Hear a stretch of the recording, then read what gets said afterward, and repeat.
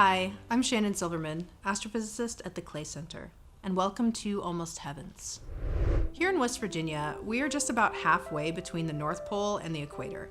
That means we are in the perfect spot to view everything the northern skies have to offer, and even a little of the southern skies too. During the fall, we're able to see many of summer's constellations and objects, as well as many of winter's. However, fall isn't just a combination of summer and winter objects. It's also the perfect time to look for a few particularly interesting objects. One of those objects is not a constellation or a star, but a galaxy. Galaxies are huge collections of stars held together by gravity, and they come in many shapes and sizes.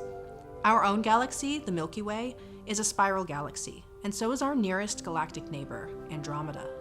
Andromeda is much like a sister galaxy to the Milky Way, in that these two galaxies are very similar in mass and structure, though Andromeda is larger. Estimates still vary, but it could be up to twice the physical size of the Milky Way. It likely contains more stars as well. Andromeda can be best seen in the fall, near the constellation that it's named for, Andromeda.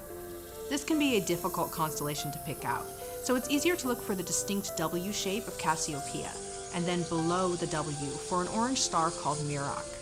Andromeda is about 2/3 of the way from Cassiopeia to Meroc, closer to the right side of the W, if it were right side up. There's also a really tricky thing about viewing the Andromeda Galaxy that isn't usually a problem with stuff in the night sky. Andromeda is big, really big. Imagine the full moon, then imagine something twice the size. That's just the width of the galaxy.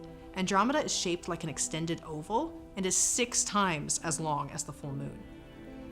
The core of Andromeda is much brighter than the spiral arms, so it's the easiest thing to look for. You can see the core even with moderate light pollution, but since we're used to looking for points of light, like stars, it can be hard to get the hang of looking for a larger object. It'll appear much like a large fuzzy cloud, about the size of the moon. This is just the core, but the spiral arms extend further. Magnification will reveal them, but only under good conditions. Andromeda is also not alone. Large galaxies often have smaller galaxies orbiting them, like moons.